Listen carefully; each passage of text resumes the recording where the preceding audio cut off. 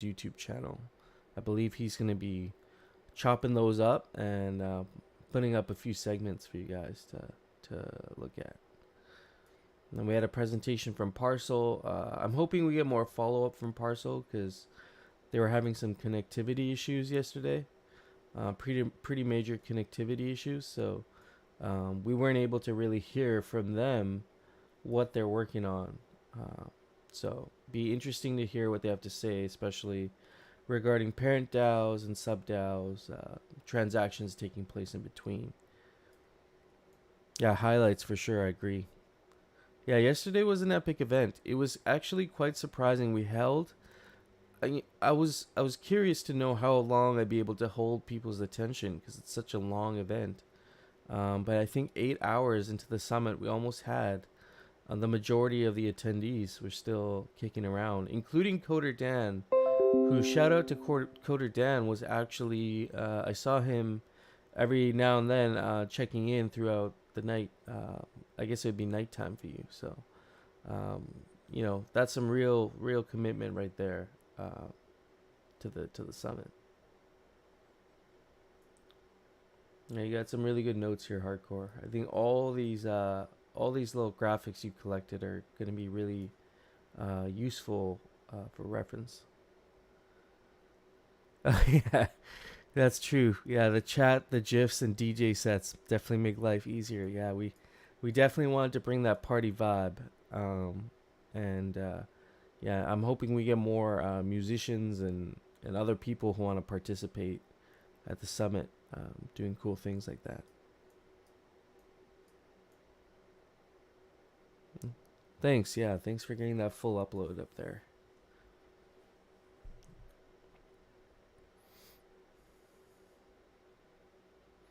Oh, yes, that was amazing. And shout out to Pixelcraft for showering us with Alchemica near the end of the event. That was crazy. That was awesome. And then the event linking to the main page. That was another pretty cool feature. I can't wait to see that being implemented for like portals where you could. I'd imagine it's kind of graphics like that where you would scroll through the different, you know, destinations where you want to go for events and whatnot. So be interesting.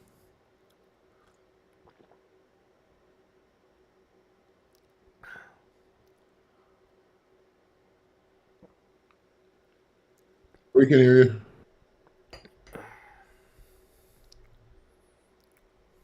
So how much was rained down? I was only there for like the first couple hours and then I had to go. Oh, there was a lot of Alchemica. You can see the picture Choina posted there. That's the amount of Alchemica that was dropped around. Wow. And then That's during right. the opening, there was an even bigger dump of Alchemica. So this reservoir recipe change, from my understanding. Oh dang, FaZe, you got 89 Alchemica from that drop. That's pretty impressive, man. That's some real collecting.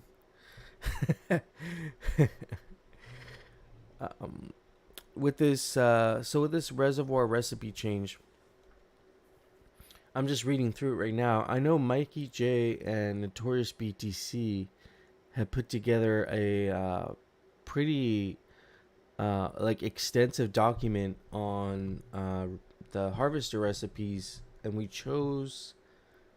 think we chose recipe B, but I can't quite remember. But this is suggesting we make a change to 7K investment, breaking even around 420 days. I'm just reading the messages from Coder Dan. Yeah, I can hear you. Are you talking about Coder Dan? Yeah. Hefe, can you hear Coder Dan? No, he's muted. Oh. Oh, I've muted him from yesterday. I was like, you keep like talking over me. I'm like, you can't hear me. Yeah, it sounded like he was just mumbling in the background and Coder Dan's just talking away. I'm so sorry. I actually had you muted from yesterday. I guess there was some background noise or something, and I was like Right. relentlessly just muting people. So I don't. Yeah, I forgot to unmute you from yesterday. Made It's all for good right. entertainment. Yeah, mute the boss. I Yeah. didn't mean to do that. Yeah, for I sure. was just saying we do have a chat going, and there's been a couple different proposals by Let's Go Bankless, basically looking at some of the ideas that they've raised, and we're getting pretty close to something that they are basically. It's Mark, Mikey J, and Notorious BTC, and then Let's Go Bankless and myself just hashing it out. And we'll once we have something to finalize with you guys, we'll put it out and everyone can look at it more. But it's a lot of number crunching at this moment. But the idea is, if the DAO is okay with it, we will just update the recipes and not require like a full sig prop, full core prop, because we do only have 3 days left. But I think in general, they're like I said yesterday, the overall like APY and ROIs and stuff don't really change. We're just trying to skew it a little bit more towards encouraging people to level up to level 9s because it feels better to do that. You also made a good point about glitter. That in doing so, people are most likely going to be burning a lot of this glitter supply that's being distributed over the first year, which is going to be a little bit of an excess amount compared to like future years. So maybe it's going to be positive for the glitter price anyway. That's what I see with incentivizing people to get to 9s sooner if they want to spend Alchemica. But I think Yeah, exactly. you also The made a, alchemic, you also made a good point there where you said you're always kind of sacrificing some ROI for speed. So that is, I guess that trade off will still be there, right? So the trade-off really, I was as we were going over it in the chat here with them, I kind of elaborated on what the so there's a lot of different strategies, and with this reservoir change, I think it actually is going to open up a couple different other like micro strategies as well. So that's going to be interesting. But really, if you're aiming for the optimum strategy to maximize your ROI, you're really going. Your strategy is basically high. It's a high risk strategy because you're risking a lot of capital up front. It's kind of like you go and you buy a bunch of ASICs for mining Bitcoin or something. Like, you have a high upfront cost, and if Bitcoin goes down, you're gonna get wrecked. Like, that's basically a similar strategy to that. So you're buying, you're doing a lot upfront. You're like, you have your spacious, you do your glitter upfront, or you might not do glitter, but you go for the level 9s as fast as possible. So you have high risk, you have high ROI because you're uh, you're going to be just getting like a higher ROI because you're able to uh, maximize your spillover. You're going to minimize your spillover, so you're getting more Alchemica for yourself because of those investments. And then finally, the clearing time of the parcel is also going to be maximized. Like, you're gonna try to basically speed clear that parcel. Whereas like the other end of the spectrum is kind of a low risk. You might go one installation at a time, or very, very slow, but it's got a very high clearing time.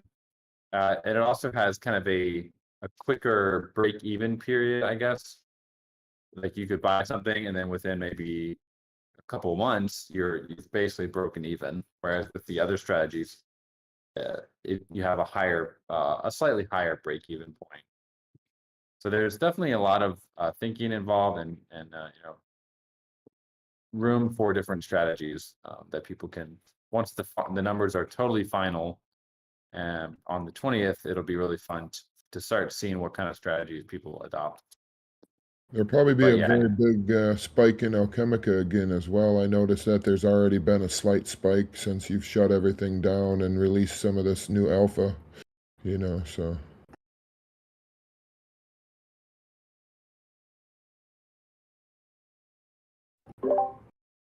Were you able to hear me? Yeah. I was Yeah. reading Mikey J's comment. Yeah, I was More just APE equals potentially higher APY, and yeah, so the APY is you're gonna get it faster than if you go like the low level upgrade, the low leveler strategy, because that one you're gonna actually get a higher ROI. Well, it's like APY and ROI. I think a little bit different. I think that you actually get a higher ROI with the low leveler strategy, because you're not really putting that much in, and you don't really care about how fast you're going to get it, but you're losing a lot of Alchemica and your parcel to spillover. Whereas with the higher level strategy, especially with the reservoir, your ROI in terms of exactly how much you're going to get, you're going to, I think it's going to be, I have to look at the exact numbers, but I think the ROI is lower a little bit, but the APY is higher. I might be mixing those up. It's a lot of terms we're throwing around here, but it's like, with all yeah. that said, I mean, like the Alchemica obviously is going to vary, so that might be a big component. I know Dr. Wagami had said something about that a long time ago, to try to extract enough right away quickly in order to not catch that downturn again. But I don't know what you think about that. Well, again, the harvesting is only one part of the economy, and it's an important part, but it's also the most exposed to fluctuations in the price, and it's also it's like the most extractor liable area. It's not fun. It's like it's an economic game. So as we bring on more and more things that aren't economic games and they're actually fun, that influence gameplay, there's going to be a lot more use cases for Alchemica than just spending Alchemica to earn more Alchemica. But it's going to provide this very interesting kind of background to the entire economy. So people will be producing the Alchemica from the ground. Channeling will become a smaller and smaller part of the overall economy pie, whereas harvesting will start becoming the means of generating the new Alchemica that will then get used for various activities within the game. so also these people who are, they're fixated on getting the level 9s sooner, as soon as they can. Are they technically kind of banking on higher Alchemica prices in the future? Or sorry, lower Alchemica prices in the future? Because they're saying, well, the Yeah. Alchemica is worth a lot more today, in my opinion. So when there's less supply, so I'm going to try and take out as much supply as I can. So I'll have the most Alchemica to upgrade my structures, to get more Alchemica. And then maybe they end up selling some of that Alchemica for a profit. Maybe they turn it into Ghost or whatever. Is that kind of the idea for someone who's going to be upgrading quickly compared to someone who's going, the low level? You say low risk, and it makes sense because you're not exposed as much to the fluctuations in Alchemica price in relation to like your initial investment, right? Because you didn't put as much in. So if the Alchemica price fluctuates in a way that it works against you, it doesn't really hurt you that much, because you didn't put that much in from the start, or you're gradually upgrading your structures as you were earning Alchemica. That's kind of how I see it. So they both have their inherent risks kind of on each side. If you wait a long time, you might wait and it might adjust and it might actually go up. But I mean, they both really have their risk considering Alchemica. Yeah, and I think the difference here is in a typical yield farming game, the only game in town is the yield farming game. It's like we've seen that in pretty much every GameFi project. Whereas what we're doing here is yield farming is a part of the game, but we're also going to have a lot of other GameFi game stuff that is actually using the Alchemica too, that's burning it, or just locking it up for long periods of time.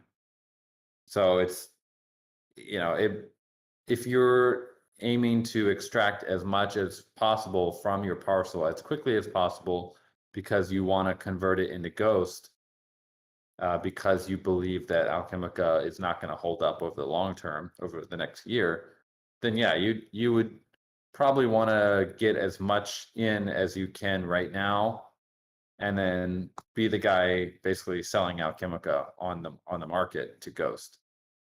But if everyone tries to do that, Alchemica is going to pump like crazy. It's going to go up a lot in the meantime, because there's not that much Alchemica out there to do all that. So you'd have to actually pump the price up in order to do that. A lot. Yeah, and which then would give you a higher vantage point from then Alchemica.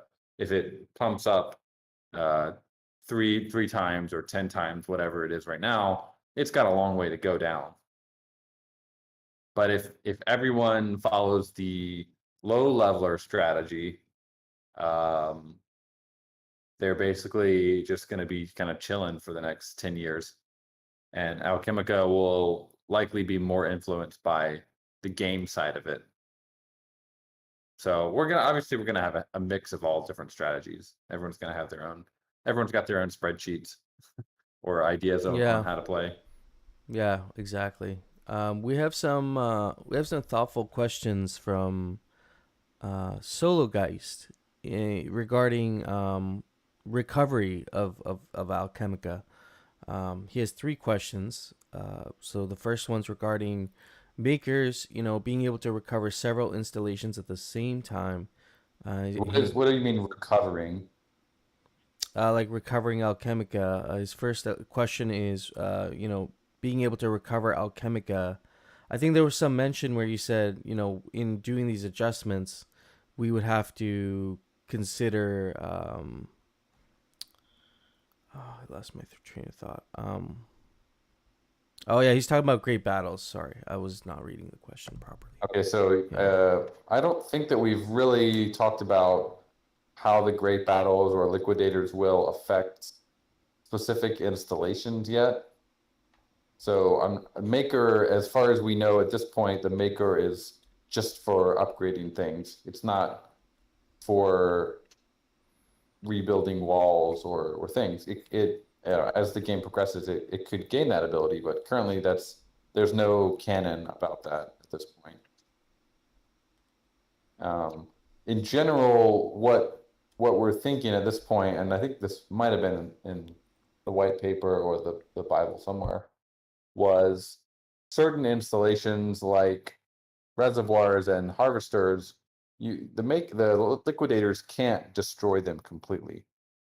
They can disable them in terms of, well, even for the harvester, they can't really disable it because everything is happening on chain. What they can do for the reservoir, I believe this will likely happen, is they can actually plunder it to a point where if there's any Alchemica in that reservoir and the liquidator attacks it, they will be able to basically claim it instead of you. That would be one thing that they could do. So And then everything won't be destroyed then?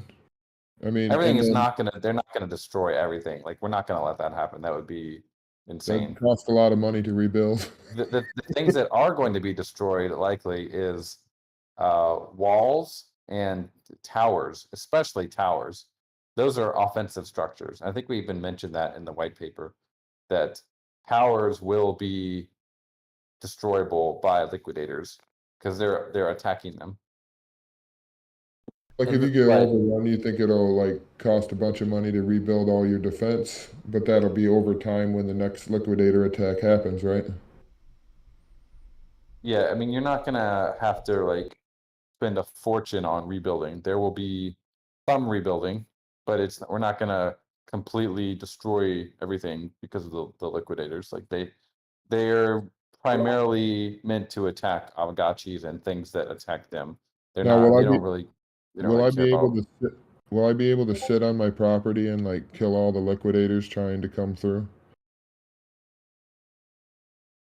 Like, will that Uh, be a thing? Like, will I be able to recruit an army to protect my property yeah, with yeah. all I my mean, gotchas? I mean, that's going to be a thing, right? you'll be definitely. Yeah, I mean, you'll definitely be able to get friends around your parcel, especially if you're at an area where the liquidators are going to be streaming in, like near the walls of the citadel and the the entrances.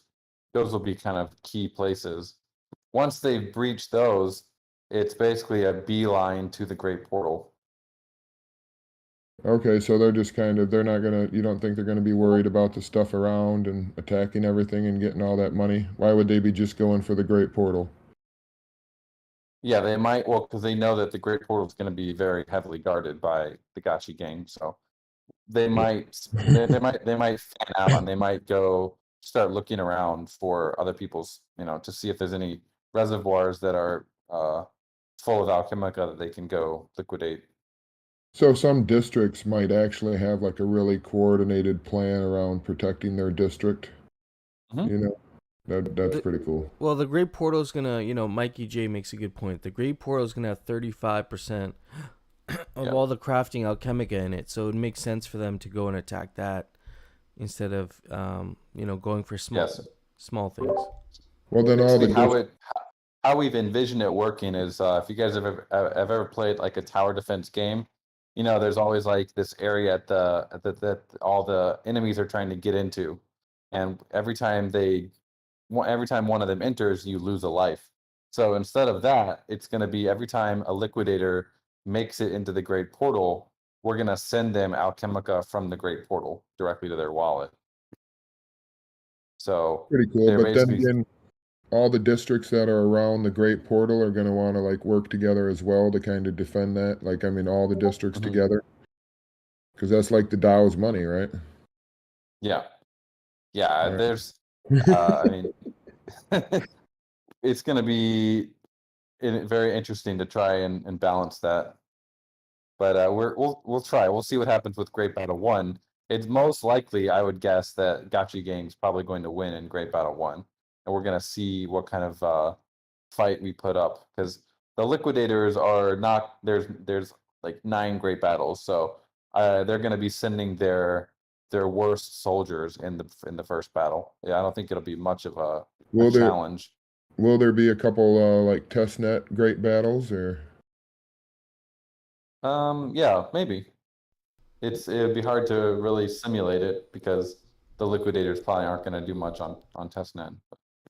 yeah, Uh, still be fun though. could incentivize testnet, yeah. Yeah. So just wanted to touch on the reservoir recipe change and kind of make sure we're all on the Yeah. same page with that. I think if everybody is okay with that, and this change makes sense, then we don't have very much time to start voting on this or pushing it through if unless there's some really strong opposing views. But I think there's a lot of thought that's already been put into like this model, and this is just making a little change to the model, basically, is what it looks like. But So it's Yeah, basically we're just not. making it easier to get to level 9. I really haven't had a Yeah, chance to look at it. So that's not a pretty bad much. thing. That actually Yeah, helps the entire game structure, burn more alchemica, incentivize people to spend more and build more. So I mean that's a great thing all the way around, right? yeah. The overall sync, I believe, has gone up somewhat. I would need them to confirm that, but the ROIs pretty much stay the same or have gone up. So you're spending more, but you're also getting more out because of the yeah, spillover, that you're getting extra spillover. right. You're not losing that. But you might need to build. Before, in the previous one, uh, there was no reason to have like multiple level 9 reservoirs, whereas in this new recipe, the costs have gone down significantly, but the capacity has also gone down. So you might need to have 2 reservoirs, like maybe a level 9 and maybe like a level 2 level 6s or something. Yeah. I'm sure that I know that a while back we had talked with like Dr. Wagamy about how he was saying like in the beginning only having multiple, level 2 or level 3s would be the most optimal way to make the play. And with all this adjusting, I'm sure everybody's constantly trying to adjust too, right? So, I think that makes for a big adjustment in the business aspect of what they were talking about.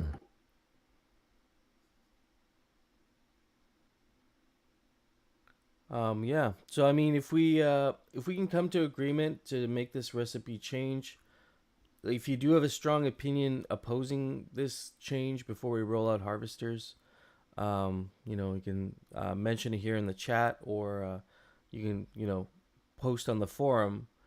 But I think we should keep it moving. I'd like to see harvesters out. When you guys have projected for that date, I believe it's the 20th. So it's like not very far from now at all. Yeah. But Yeah. we're all really excited for it. So, any small changes you guys see fit that you think would be good for the game, or, we put a lot of thought and conversation around into this discussion. So, Yeah, I'm gonna be so happy when this is kind of behind us. It's taken up so much of yeah, everyone's time. It's the yeah, DAO, our time, my time, development time.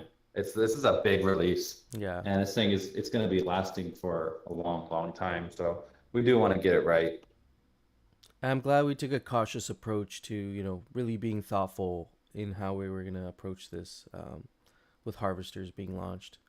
So it's gonna be exciting. I think it's gonna be a hit. Like just like every other installation that the altars that we've been messing around with. This is gonna be a whole nother level of gameplay now. So yeah, really excited for that. Um, you guys in the chat, you guys have anything else? Last comments on reservoir recipe change before harvesters roll out? Reservoirs roll out. Yeah, and I think we'll have a recipe. I think Mike J is running a simulator on it right now, but we should be able to share the recipe in the DAO channel like by tomorrow. Yeah, perfect. Okay, right on. So then we'll move on to well, there's a couple more old business stuff that we can just quickly touch on, but the new business is something we can also get to there. Um, when rarity farming season 4? Do we have an approximate date, or are we thinking like probably next month sometime? Like what are you thinking for timeline for rarity farming? I think the blocker right now is we're designing the badges for it.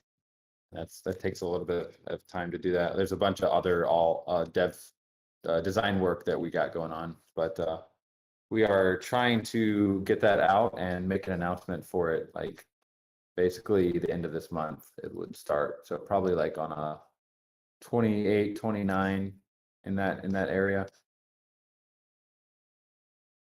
Yeah, yeah, exactly.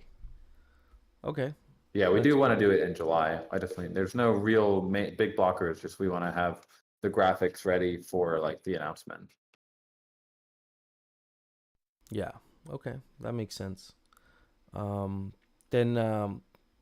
the cartridge distribution. Just a little question here.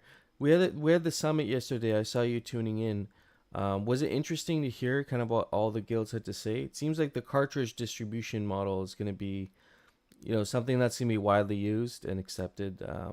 But we just need to hammer out all the details. And well, actually, we do have a lot of the details hammered out. But Yeah, I just full disclosure, I was connected to the voice chat, but it was like on my phone, I think. So, or actually, I'm not really sure what happened, but I wasn't really listening. Like it was in the middle of the night for me, so I was we pretty figured. fast asleep.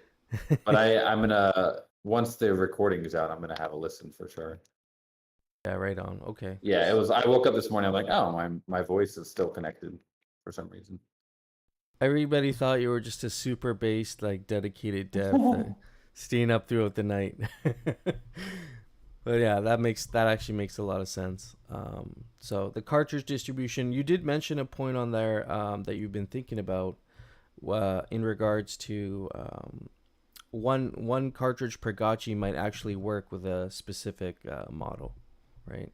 Yeah, so the model, basically the problem we have is if we give out a bunch of cartridges at the beginning and we also have high inflation rate on the console generating more cartridges.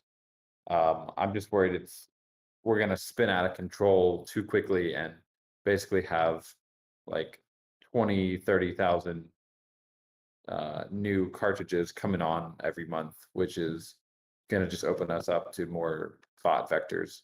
So the idea would be we can give out one cartridge per gotchi, like a lot of people want, but the console would only start printing new cartridges until once it reaches level 2. So a level 1 console would basically just give you the discount. It wouldn't really do much else. It would be a link on chain. It would, so you could see who we could all see who you gave the cartridges to, which would be kind of cool.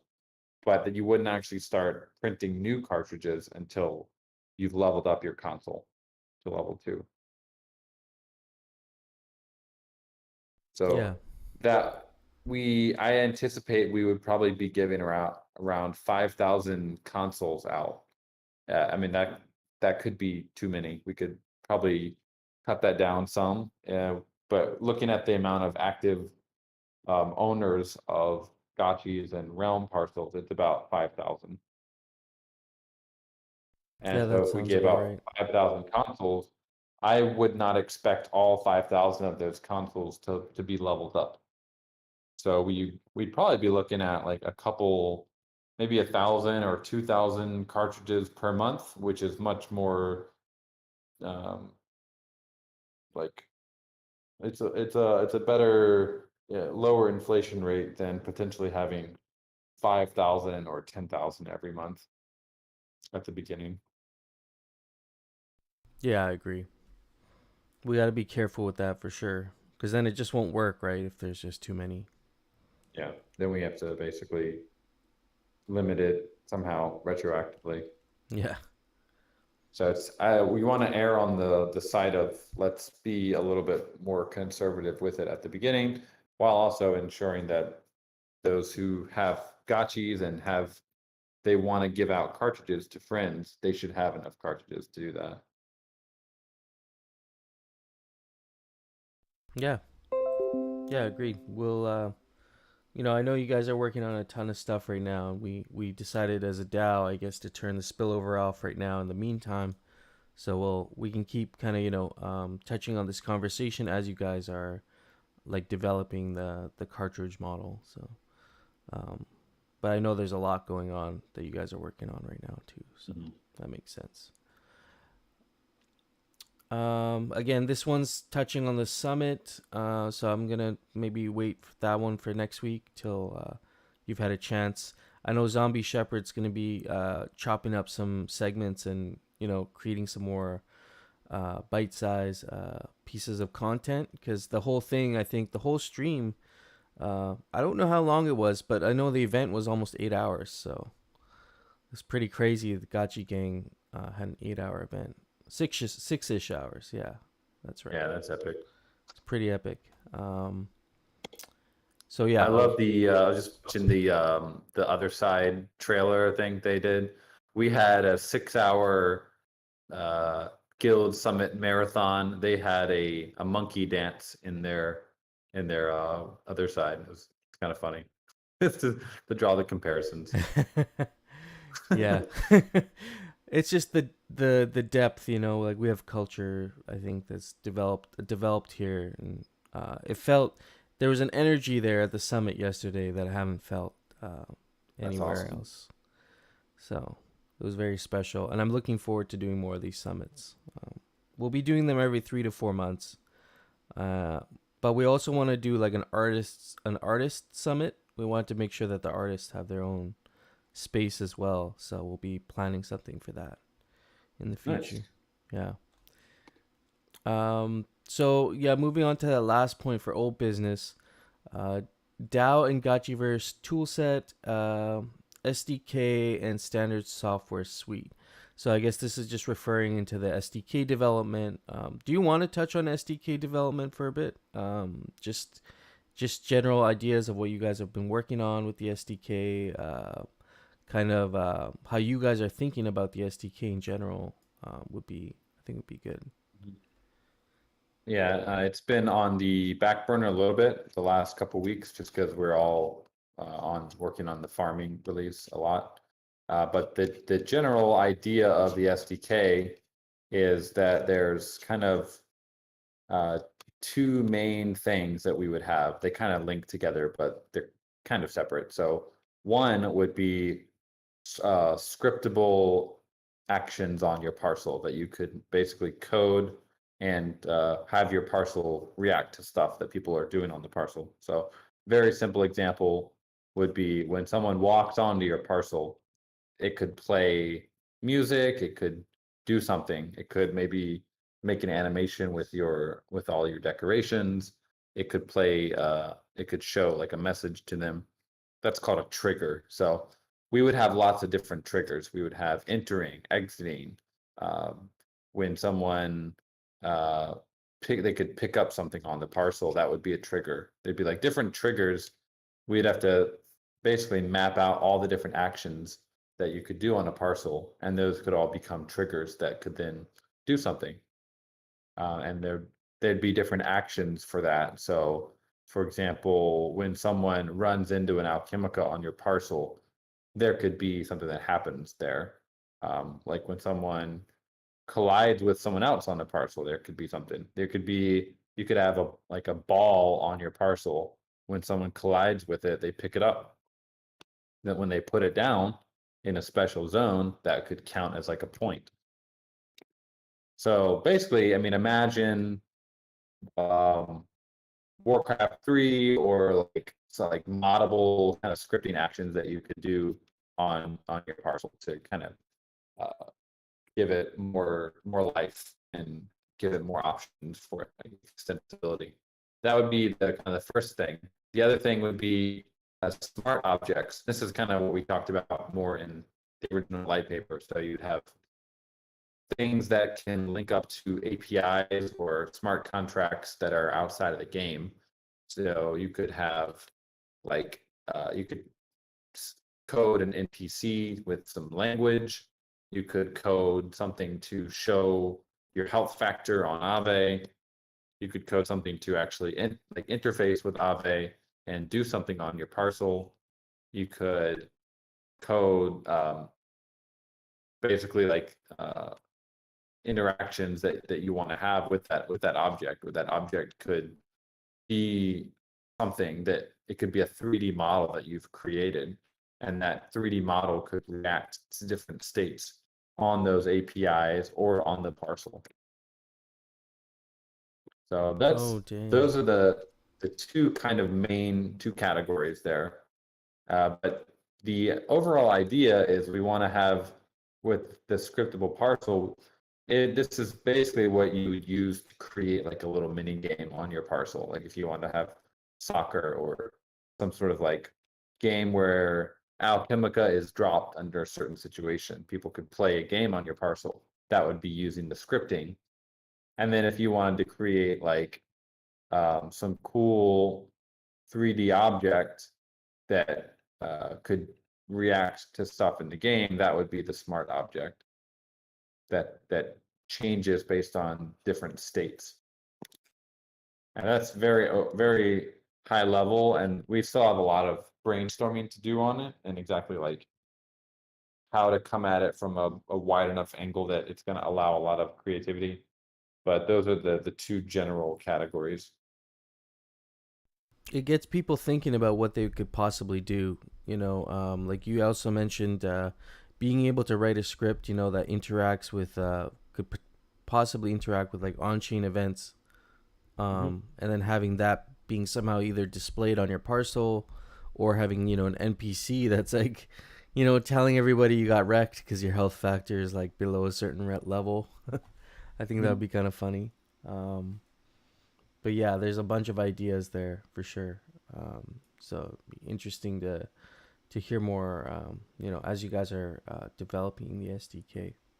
Yeah, and like always, if you have any ideas, feel free to dump them into the FTK wish list channel, which we're still, it's a thread, which we're still keeping that going. Oh yeah. So I mean, the SDK is a big undertaking. It's taken like Decentraland what, 2-3 years to do theirs. So obviously we want to be quicker than that, but it's a big undertaking. Lots of engineering required to make it work. So we're still in the very early phase of that. Yeah, that's good to know. Yeah, okay. Uh, one more thing in regards to, I guess, the ATF proposal. I've been talking to those guys, seeing what they want to do. Um, Basically, they just have to resubmit their proposal, right? To get. Yeah. Yeah, okay. So I'll just reiterate that for them because they weren't sure. So they'll do that, get the proposal in, and then that pretty much wraps up any old business we had to clean up there. So we'll just touch on new business for this week. Last week we were talking about proxy voting, but this week the main business here seems to be this. Someone had mentioned in the DAO chat. There's a thread on perhaps capping, like having a percentage based hard cap on wearables based on the total live gotchis. So this would be some sort of a, I guess, ratio that's worked out between gotchis and the amount of that specific wearable, and using that ratio to decide, is it time for a new wearable launch.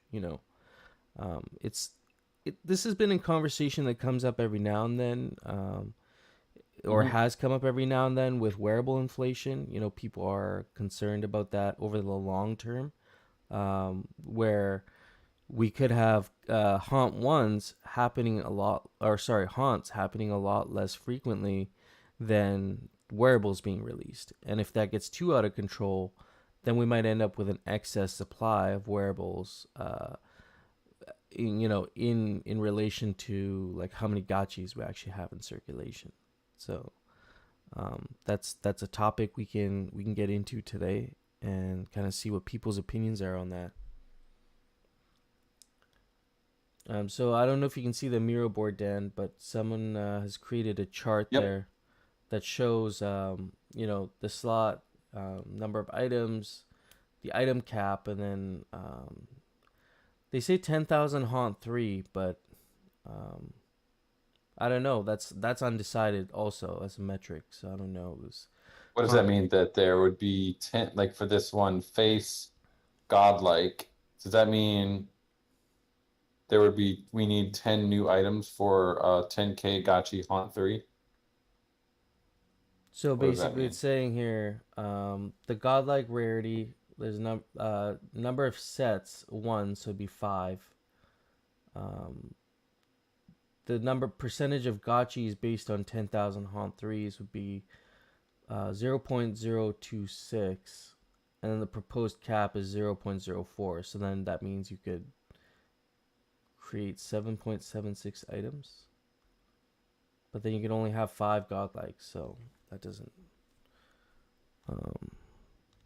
Here, let's see who made this proposal. If you did make this proposal and you want to elaborate on what you're trying to put together here, come up on stage and let's get into it.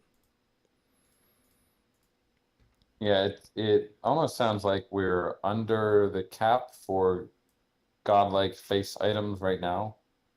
If the item cap is, I guess this is per proposed cap 0.04%. Is Notorious BTC in the house? I don't think he's here today, but he's the one who made the proposal. So yeah, they're suggesting. The thing is, I don't know if we're gonna have 10,000 haunt 3s. That's based on what the DAO votes. We might have 20,000 haunt 3s if the demand is there at the time we decide that we want to do that, because it's raising funds for the DAO too. So I mean, in my opinion, I feel like haunt 1 was the only 10k release of gotchis. I don't know. It doesn't make sense to me to go from 10 to 15 back to 10. It's like if the demand is there for more than 15, then we should think about doing another haunt. Otherwise, we just don't do it. That's kind of my opinion on it, but that's just my opinion. Yeah, I think we also need a KPI for calculating what is demand.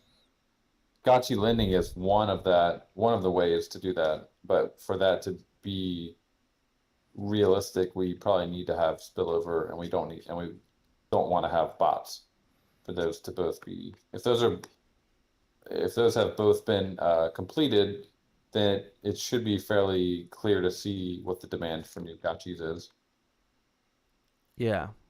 And I mean, going from 10 to 15 back down to 10 implies there's not that much demand for gotchis. So then we shouldn't do the haunt. You know, if there's more demand for gotchis than the last haunt, which was 15,000, then we should start talking about doing another haunt because that's expanding the game. That's expanding the number of asset owners that can be in the game. But also, if there's only 5,000 gotchi owners or asset holders right now, or long-term asset holders, and we have 25,000 gotchis, then it doesn't seem like there's a real need to have more Aavegotchis in the short term right now. Till way down the line, um, you know. Yeah, distribution is an interesting metric. If we see long term, and this is hard to do because of the way that anyone can. It could be one person with 3 different wallets, but if you see the long term trend of the distribution going lower and lower, whereas you would see, okay, one wallet might have had 5 gotchis, now it only has 4.5 gotchis or 4 gotchis on average. That would mean that the average distribution is getting wider and wider, which is could be construed as a good thing. Yeah. If it got to 1 or 2 down from 4, then either someone's creating a bunch of wallets or we have a bunch of new players. And then also, if we're thinking about use cases for wearables, right now, use case for wearables is primarily rarity farming, and makes your gotchi look cool. And in the future, we're gonna see utility for wearables in battle, but also I think a lot of Aavegotchis are just never gonna be used in battle. BRS is kind of low, not the best traits. There might just be farmer gotchis. So it's not like every Aavegotchi needs to be decked out for battle either. So it's not like there's going to be a huge increase in demand even when we have the arena. Because some Aavegotchis, it'll be interesting to see how many Aavegotchis participate in battle, like what percentage. Unless we have like classes, if we have like weight classes for gotchis and we have like, a 300 class, a 400 class, a 500 class. If we have something like that, maybe you can make things interesting. But if it's just like any Aavegotchi goes into the ring and fights another Aavegotchi, then maybe some of the lower Aavegotchis might not even need, there might not even be that excess demand for, legendaries, mythicals, and godlikes. It's just might be. I think we'll definitely need weight classes. Like, Yeah. maybe it could be based on BRS and level. Those would be the main 2 kind of classes. Yeah, BRS would be very possible, and then level. If you can't put you could, but the odds would probably be against them. Of like a 590 BRS versus that's a level 50, and a 590 BRS that's level 10 could be interesting. But you might want to have also different rankings based on the level as well. Yeah. And actually, that's a good point because the level is going to be the gotchis with those high XP levels are going to get their day in the sun once the battle gets fully rolled out. But the way you guys are thinking about the battle mechanics, like the traits are going to be modifiable, right? The 4 traits are going to be modifiable with like in-game points basically for your traits, aside from your like regular Aavegotchi traits, right? Yeah, that's right. There's 3 points per level. 3 points per Those are kind XP of, level. yeah. Okay, so that's going to be interesting because if you have a high XP Gotchi and it's not as favorable for battle, you might actually be able to make a difference by adding like, I have a level 8 Aavegotchi, so what is that? That's like 24 points I think I can add to my traits. So that's going to make a big difference for these high XP Gotchis versus the ones that maybe, they don't have as much. They might not be able to modify their traits as much either. So interesting. We talked about this yesterday during the summit when we were talking with the wearables task force. They were saying, they're a lot like a focus group. These are the sorts of things that they look at and provide feedback on to Pixelcraft. So I think this should be like a continued analysis on wearables and create some sort of a framework for assessing.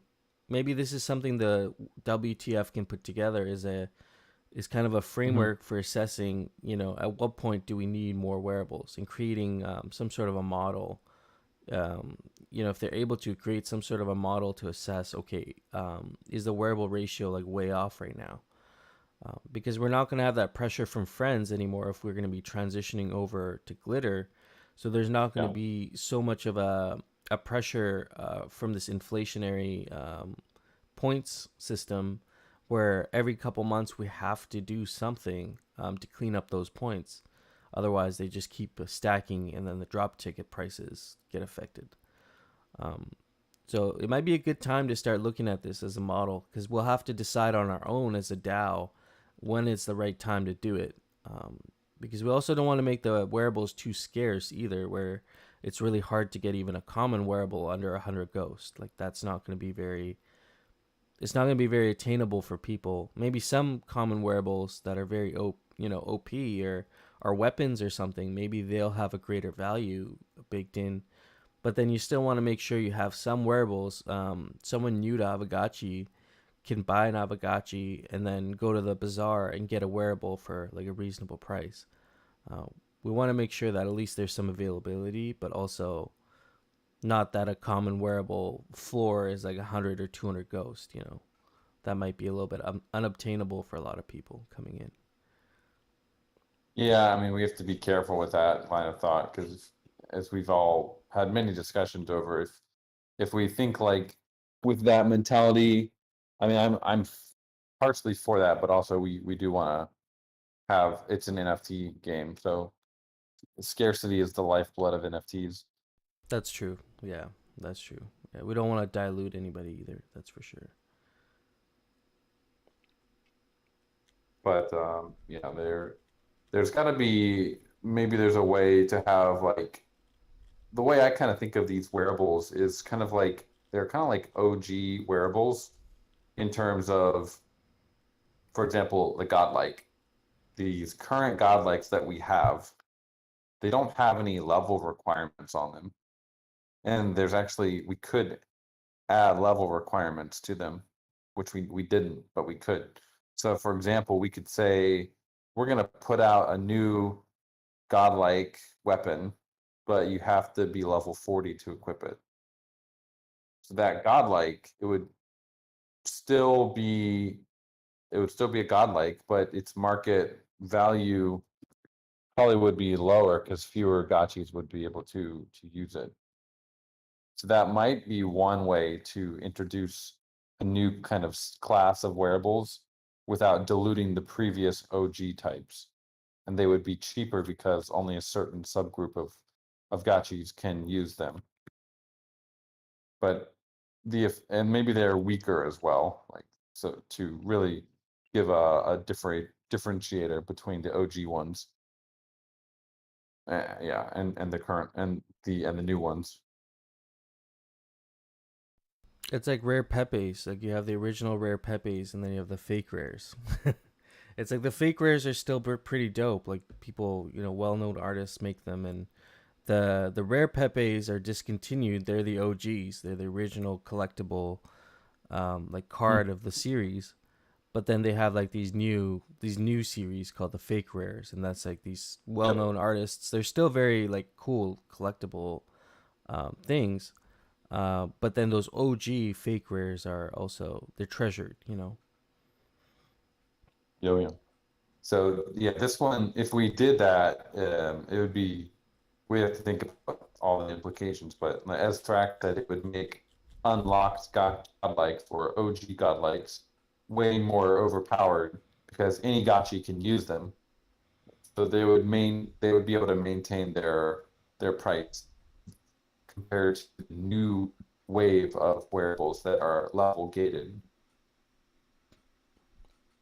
So possibly one way forward if we want to be careful about maintaining the scarcity and the OG-ness of current wearables while also introducing new ones.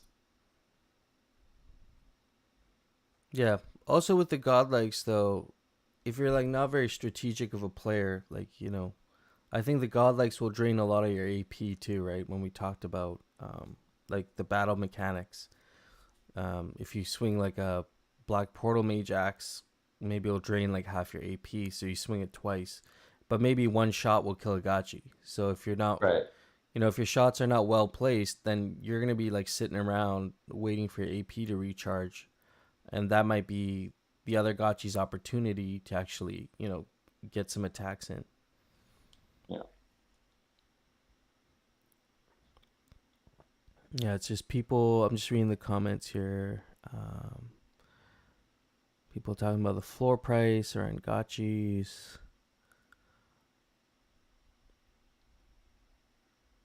Yeah. So yeah, I think does the W2F want to apply for a grant or something to make a more comprehensive proposal? I think they Like should. I know yesterday we had Coolness and Phantasma talk about the wearable task force, and it was a good discussion around what they feel their purpose is, you know, their goals and objectives. So this kind of fits in with that. You know, if they want to develop a model on assessing when we should be doing another wearable auction or raffle, then that's definitely right up their alley, in my opinion. Especially if we're not going to have that pressure from friends deciding when we should be doing these. Yeah, that's more of like an old business topic, but it's has there been any more discussion on glitter versus friends and how to go forward with that on the DAO side? Let me pull up there was a post on it. I mean, the sentiment around that last conversation we had was pretty good, leaning towards, you know, moving away from the friends. The one concern is we have a lot of whales that are single side staking Ghost, you know, through the whole bull market, and in their opinion, you know, they got comfy with it because it was a low risk, you know, thing where you can win tons of prizes, and it was just very much a win-win for them. And you know, with those drop tickets now taking a dive, and we haven't been doing any auctions or anything, maybe it's a good time to start transitioning over to, hey, look at this shiny thing over here, glitter. You might want to look at that because you know, friends might look less appealing now at this point.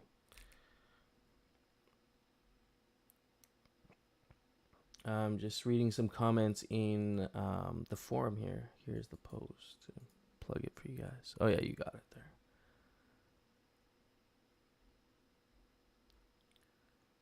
Yeah.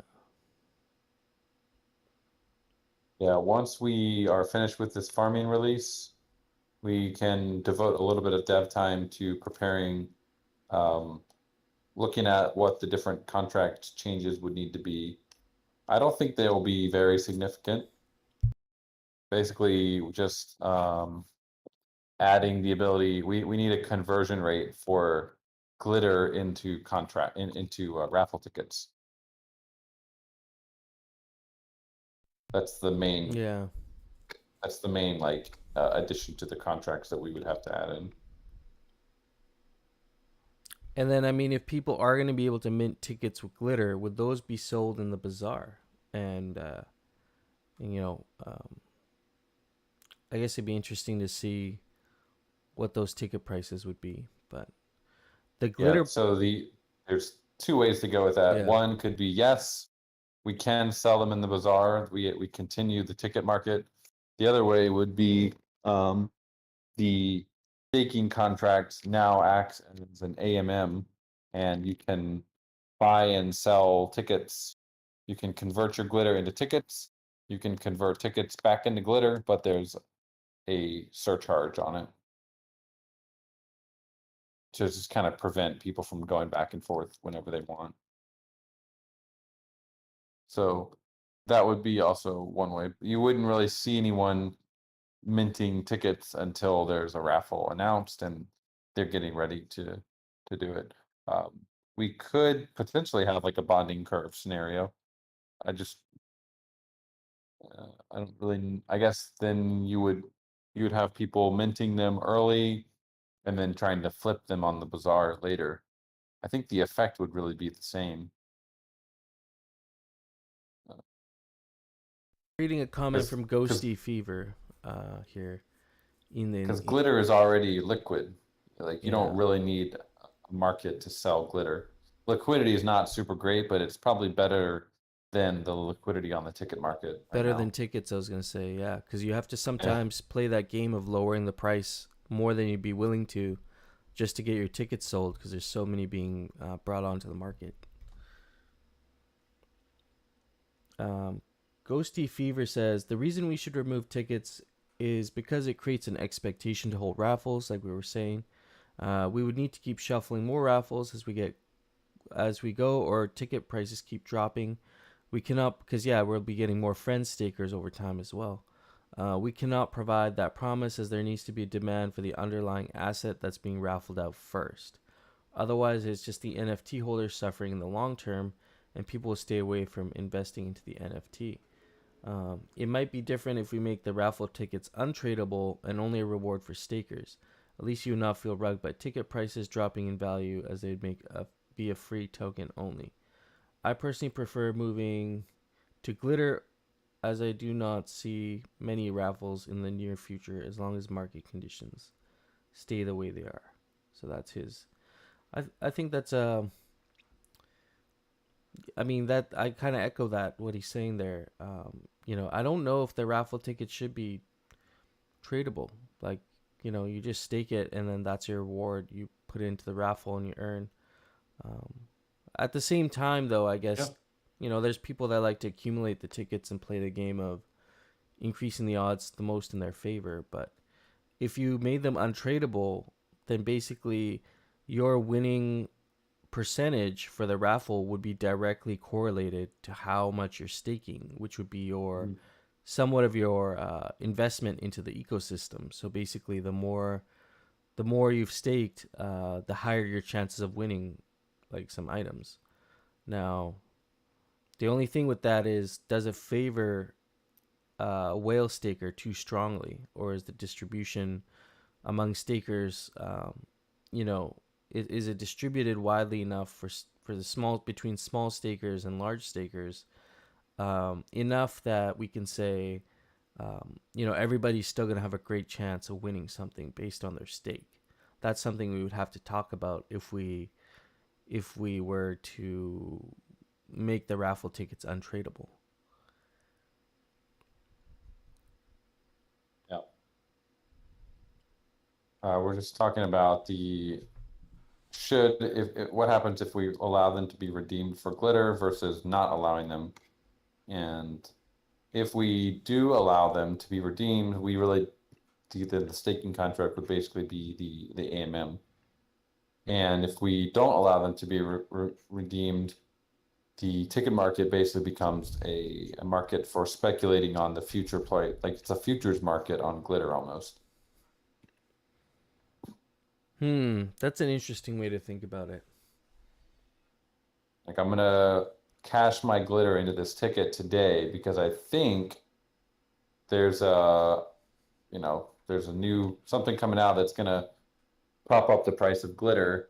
So I'm gonna be able to sell my, well, I guess if yeah, you essentially you'd need two things. You would need one, I believe there's going to be a big event that uses a lot of glitter coming up, and two, I believe there's a raffle coming up that's people are going to want to invest more into the tickets.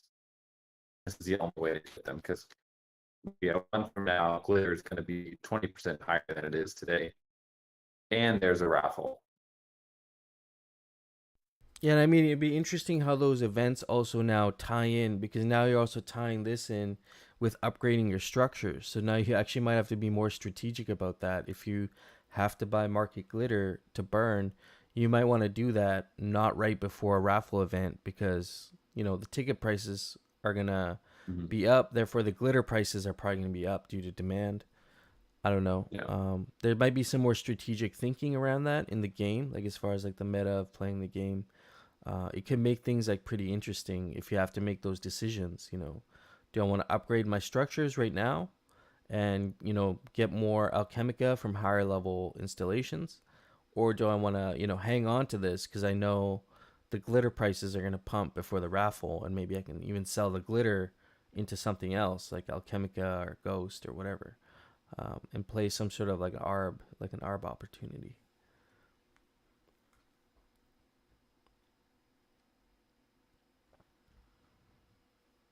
Yeah, I agree with Johnny. You know, glitter's going to go through the roof every time there's a raffle because people will just want to buy the glitter.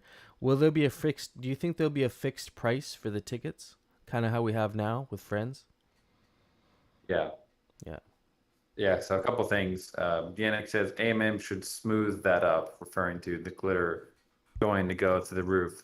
So that, again, that's if we allow people to sell their glitter tickets back and redeem them for glitter. If we don't allow them to redeem them for glitter, then you're burning glitter and you're getting the ticket, um, which you can only sell that ticket to someone on the secondary market at that point. Basically, if you turn on the AMM, you don't need a secondary market for tickets because there's really not that much to speculate on. But if you don't have it, then you have this whole futures market on the bazaar for tickets that could be pretty interesting. My only worry, I guess, would be people not minting tickets and therefore not entering the raffle, I guess. They might just be like, well, it's not really worth entering the raffle. These tickets are so expensive now. But so then you just have fewer people entering the raffle, and it would make the raffle, I guess, more attractive. So then uh, people would ape in, I guess. Yeah, that's the cycle we've seen with friends. You know, um, I'm reading a comment from Moon in that forum, Oh, and with friends, not really with friends, because friends are basically unlimited. Not unlimited, but there's at least the last raffle that like there's way more friends than there are than the EV of the raffle. But we might have a situation where there's actually not enough glitter for the EV of the raffle, so the price of glitter would be going up to match the EV of the raffle, the expected value.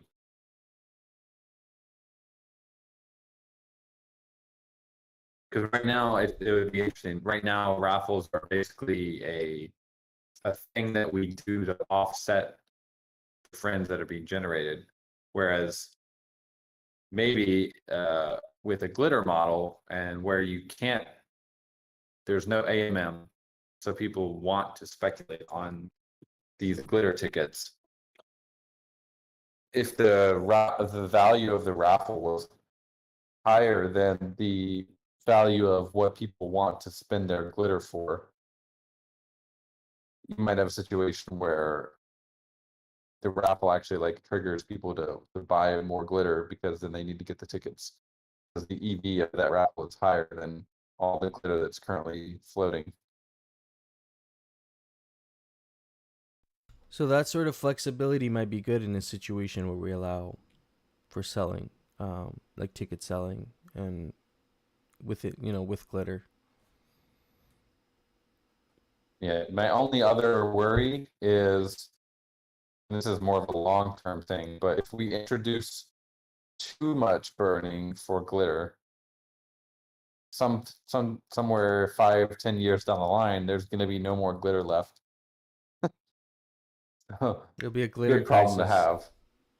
have. That's when the small bags finally have their day because he found, a Yeah. million glitter in his wallet, and so But then people in the future would be looking at the rest at the craft times. They'd be like, "Are you out of your guys' mind? Like, this is like 1.7 million blocks. It's ridiculous. I'm not gonna pay for this upgrade. It's gonna cost 1.7 million blocks. So, I guess we'll worry about that in 10 years, huh? we could put it into the lore somewhere. There was a deep vein of glitter found under the Gotchiverse 10 years from now. Yeah. Just happened to have Right. another trillion glitter in there, so. But I think with the this raffle, Moon has a good point. I think this would be an ideal solution to implement after the last raffle. So, whether it's realm or decorations, so people get a chance to use up all of their unspent tickets and friends. Just got to make it clear that the ticket market will basically be closed after, so no one can cry foul. And this kind of gave me an idea. Maybe these raffle tickets actually have to take their final form. We're if we're gonna leave the friends tickets behind, they have to take their final form as a ticket wearable. And maybe we have common to godlike hand wearables for these tickets. A gotchi can hold the OG friends ticket in its hand. Um, but maybe we have some more like fun little kind of going with the theme of we're closing this out kind of raffle, along with maybe the land raffle, make it like an epic event, even maybe a little decorations or whatever, everybody can win. And that's it, that's it for friends. And, then at that point we could deprecate it and move it towards glitter. Or alternatively, there was another suggestion I believe you had brought up where we Yeah. would adjust the rewards for friends over time, so that the friends staking becomes a lot less attractive compared to glitter staking, and we would Yeah. just yeah. My worry right now is we don't have enough ammo in a raffle to soak up all the friends in one raffle. So what we really should do is start phasing friends out, and and then we could have the raffle tickets essentially just be convertible either with friends or with glitter. So there would be some arbing happening between the two, and eventually in a couple years there won't be any friends left because people have already used them all, or maybe it's just not worth using them. But most likely they've used them all. So it's not something we can. I don't think it's feasible to have like a raffle, a blowout raffle at this point, because the market is just overall, like the macro market is too depressed at this point to really have a huge EV raffle. So yeah, my vote would be, let's do something that starts cutting down the rate of friends emissions, and maybe it starts off, we cut it by 20%, and then every month it goes down 5% or something, and then eventually there's no friends rewards anymore for Ghost, and everyone has moved to glitter. That would be the friendlier way to do it, very gradual transition over, and then nobody's really getting hurt. There'll Yeah. be plenty of time for them to move over. Yep. And we can, along the way, I mean, we can continue to do raffles. It's just the the guys that have friends will use their friends. The guys that have glitter will use glitter. Do we know how much Ghost has been kind of locked up in glitter staking versus friends staking right now? Good, yeah, good question. There, There's some dashboards. Do you guys know? Is it like DBank or which dashboard shows the value of glitter? I know there's a couple out there. There's that really nice glitter that board someone made. Yeah, I I'm didn't trying to know look for Futuristic that. was talking about it. Mm-hmm.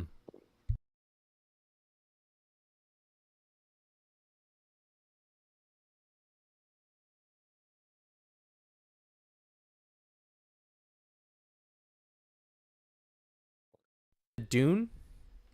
Dune Yeah, Analytics? it's a it's a Dune board. Dune Analytics, yeah. I see yeah, Dune Analytics.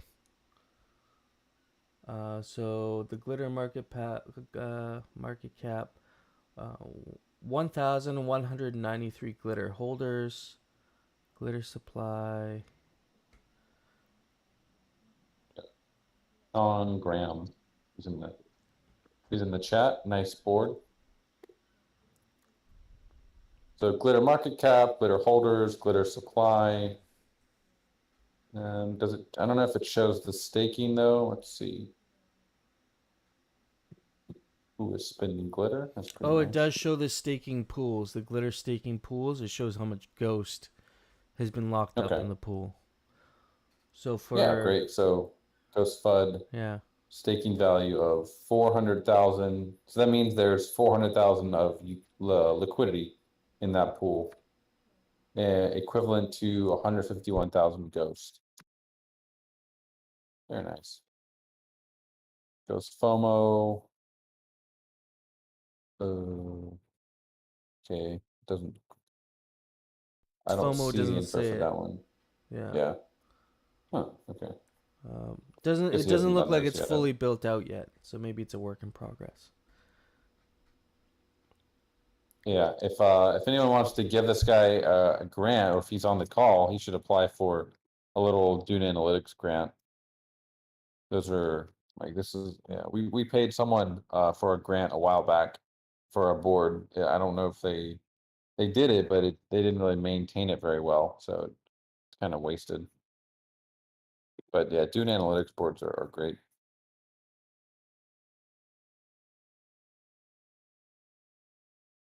Mikey J also posted an image there. Where is that? Is that CoinGecko? I'm not sure where that is. Or QuickSwap. I think it's QuickSwap he's looking at.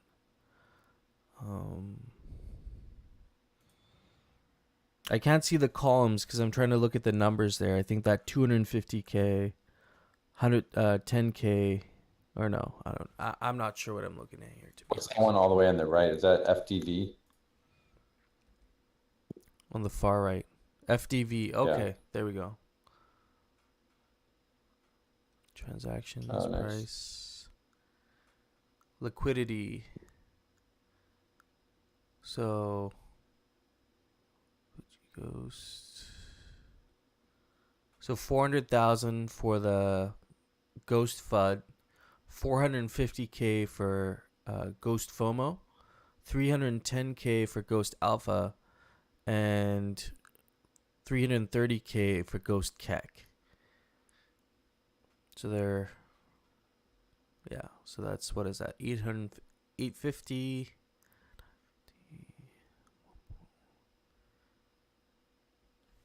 So it's like 1 point, if I was to take a very rough estimate, like maybe 1.5, almost 1.5 million staked in well, that's liquidity, right? So that's taking into account both the pairs together, or is that just the ghost So liquidity? divide it by two. You Yeah. have to divide the liquidity by two. I mean, definitely the Alchemica pairs in terms of liquidity are still far inferior to Ghost USDC, and then far inferior to how much Ghost is single staking.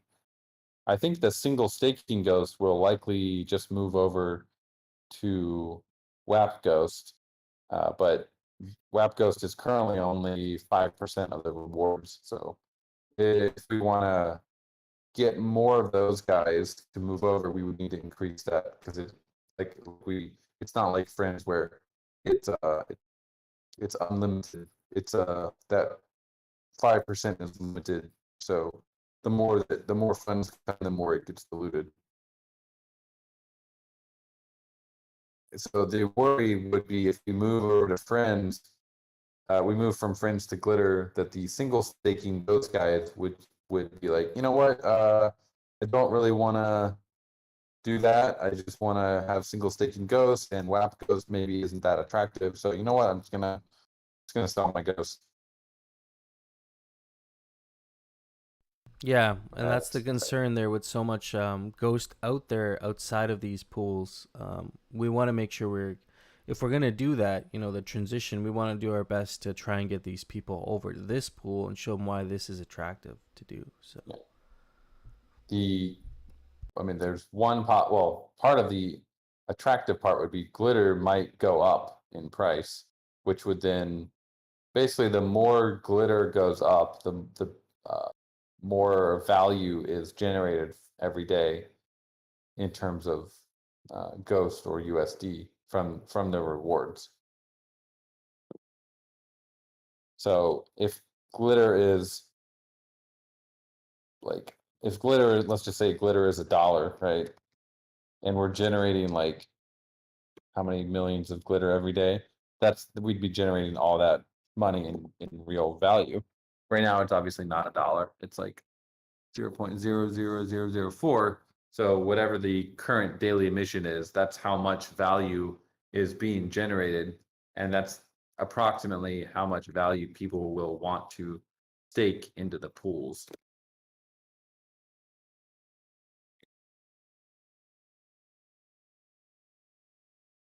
Yeah.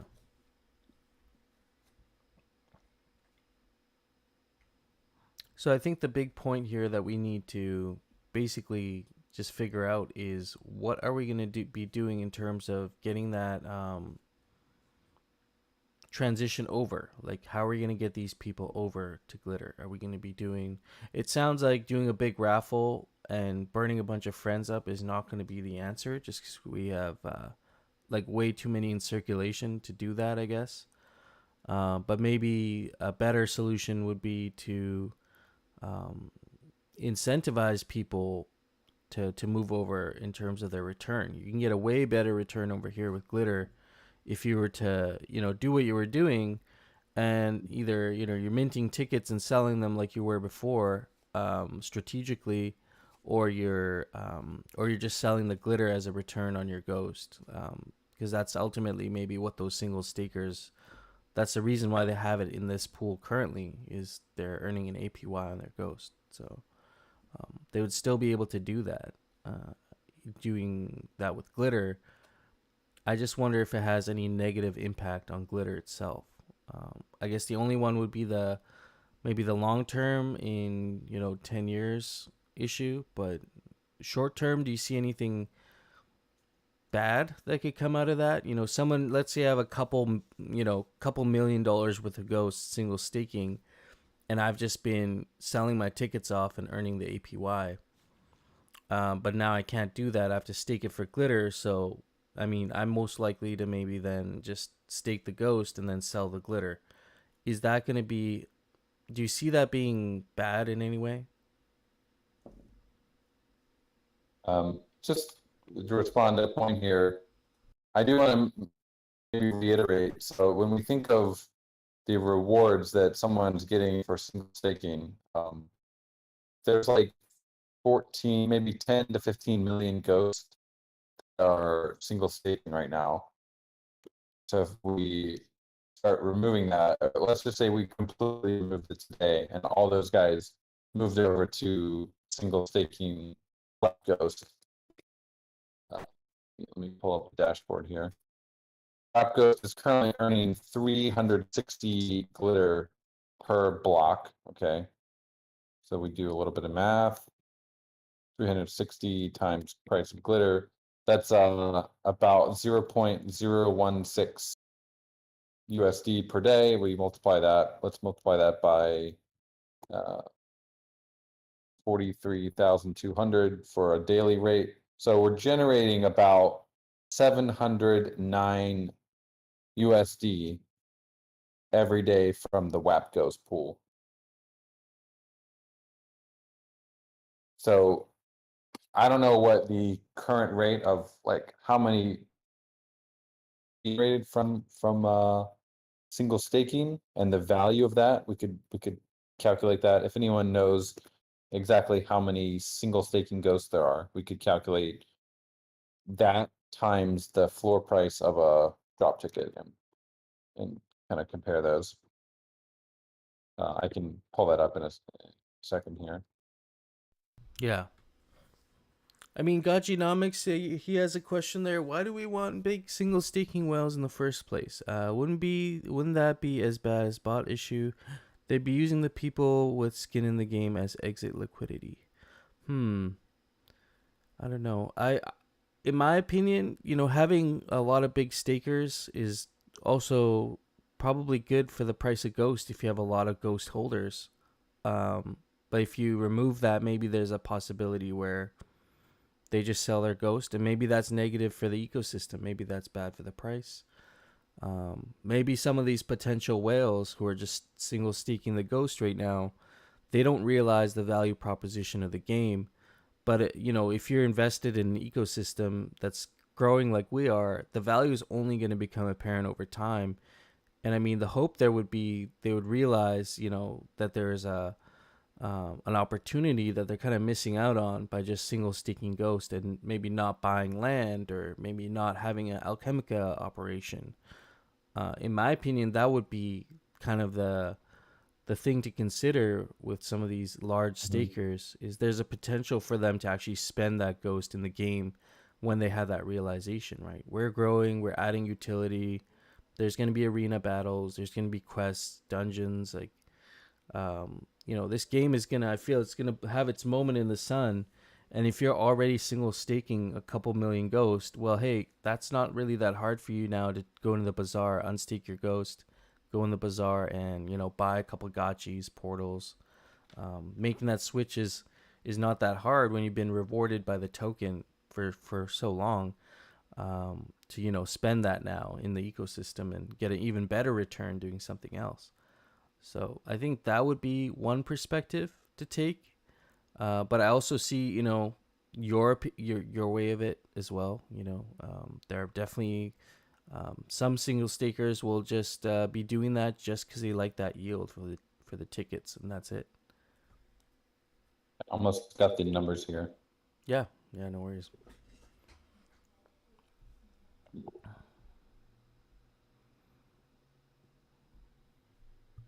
All right, so assuming, of course, that there's perfect liquidity, the WAP Ghost daily reward is 710 USD for 5% of the staking, and the Ghost single staking daily reward currently, I'm looking at the Aavegotchi stats floor price for a common ticket, which is 0.000280 ghosts per friend. So this is actually, sorry, that's probably a ghost actually. So okay, so WAP Ghost is about 710 USD per day, and there's currently 8.6 million ghosts doing single staking, which is actually down quite a bit from what it was before. And which is, I believe, it's about 2,430 ghosts per day. So roughly about 3,200 USD. So it's about 1/4. And so glitter rewards are about 1/4 of what they are, again, assuming perfect liquidity for common tickets, which isn't actually true. So I wouldn't say they're on parity, but I would say the discrepancy isn't really that big. So there could be guys that are, if especially if the price of glitter went up, it would make it more attractive for some of these guys to move over and not sell their ghost. Sorry, you were saying there if you were to increase the rewards in terms of glitter per block, or No, we can't increase. Well, we could increase the rewards for WAP Ghost. yeah. Currently, it's 360 per block. We could increase it more. We could make it 720 or whatever. I'm saying if the price of glitter went up, that would also allow.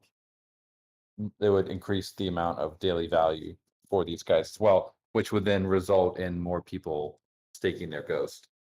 Okay, you're saying not more tokens, just higher value tokens. The LP reward basically is going up in price, which is then going to attract more people to LP for it. So currently it's generating roughly 710 USD worth of reward. Mm-hmm. Yeah. And the Ghost single staking is generating around 3,200 USD of reward. But to get that reward, you need to sell tickets.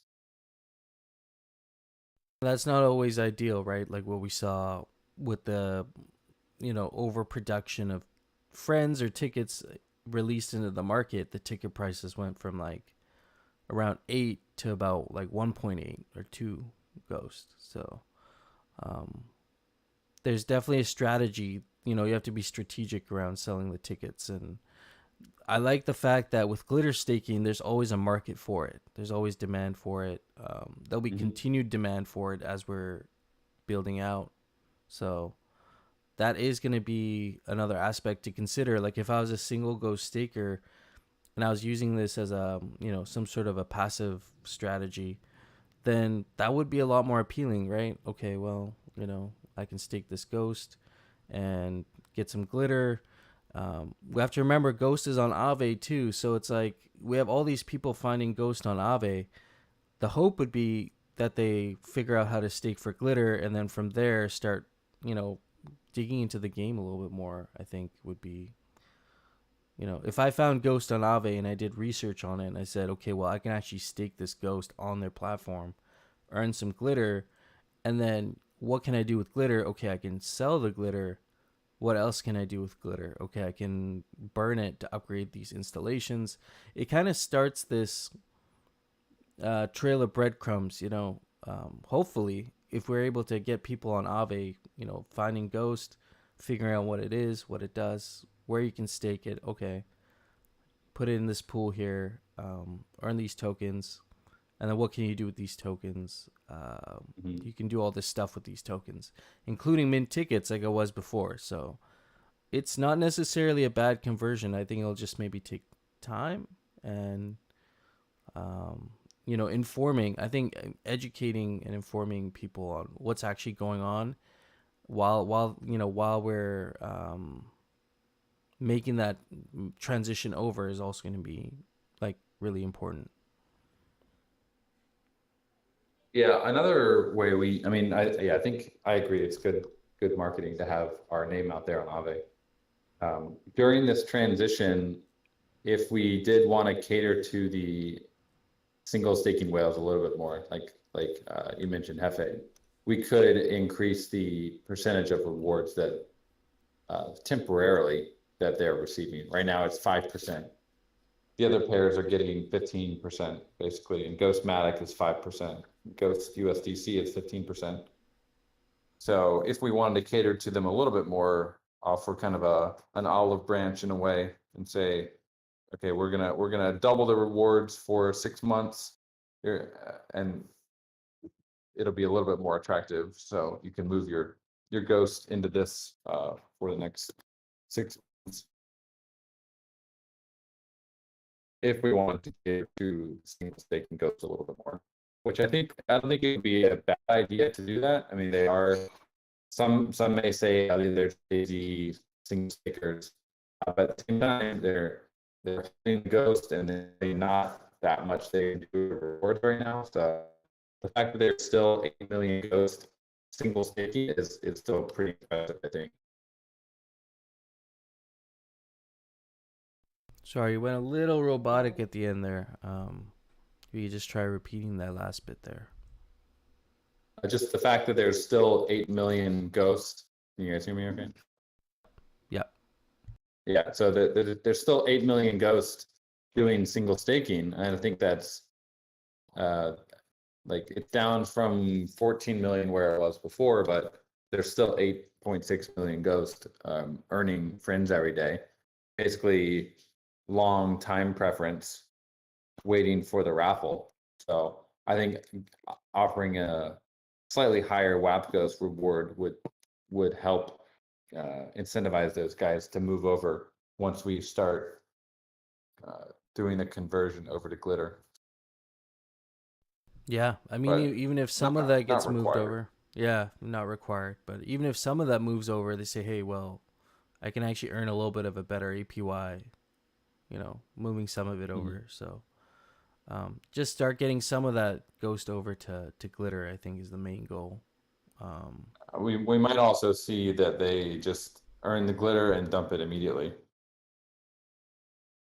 But that's part of the game anyway. Yeah, and if they're dumping it, someone else is buying it because they want to burn it to upgrade their installations. Mm-hmm. So it's not like there's a flat demand for it. It's Yep. People are going to look at that as an opportunity if glitter's dumping, and like I would buy more because it's way cheaper to upgrade my installations now. So long as there's demand for that, and then there's other sinks in game. You guys have been talking about possibly potions. There was a cool little clip that was dropped not long ago about it was this Gotchi sprinting away really fast. It's seen a liquidator and it runs away real fast. And it makes me wonder, was that a potion? Did that Gotchi drink a potion to do that? Or was that was sprinting. sprinting? That is, we Okay. were kind of debuting that little feature that's probably going to be coming on next week's Hangout. We're going to have a little test of sprinting. Oh, that's going to be... is it going to be stat-based? Or is it going to... Well, I guess it will be stat-based because your sprinting is going to use your HP. Is that right? Yeah, so it will be stat-based, not next week because stats aren't confirmed yet. Next week we'll just be kind of playing around with it. Cool. We should have some Gotchi races or something. Definitely, yeah. If you guys want to put down a checkered finish line on a road somewhere, I think that would be useful. I don't know how much work that would take, to be honest, but if it's just like putting down a checkered road or something, where we could do that on a parcel too. But yeah, it's going to be a busy week next week, but yeah, maybe we can fit something fun in. Yeah, that would be cool. So that takes care of a lot from last week, and we also went over some ongoing conversation around friends, which is definitely going to be the next probably big decision we have to make, is how we're gonna be moving. Like, I think we're at a point where we can say yes. I think the majority of people want to move over to glitter. It's just about how we're gonna do it, like how we're gonna make that transition over. So it seems like holding a big epic raffle is not going to be the answer. It's just not going to be enough to clean up all those friends. So we'll have to think of a more like gradual strategy, to get people over into these pools. And then we just looking over the current proposals. Rarity Farming Season 4, we talked about that, end of July. Use DYST voting power to support V Chi Chi on Dystopia. I think that one did pass as well. Yes, formally vote for V Chi Chi. Okay. Is there like any update on that? I don't really know what we need to do. So if someone wants to walk me through what we should do for that, feel free to reach out, or to Moon as well. Yeah, that's Moon. He's in charge of kind of partnerships. So whatever we need to do for that, let us know. Okay, so Moon needs to vote on Dystopia. Is it like every vote? Okay, Just just once. Okay. Okay, so the wallet that has the token they sent us, basically, right?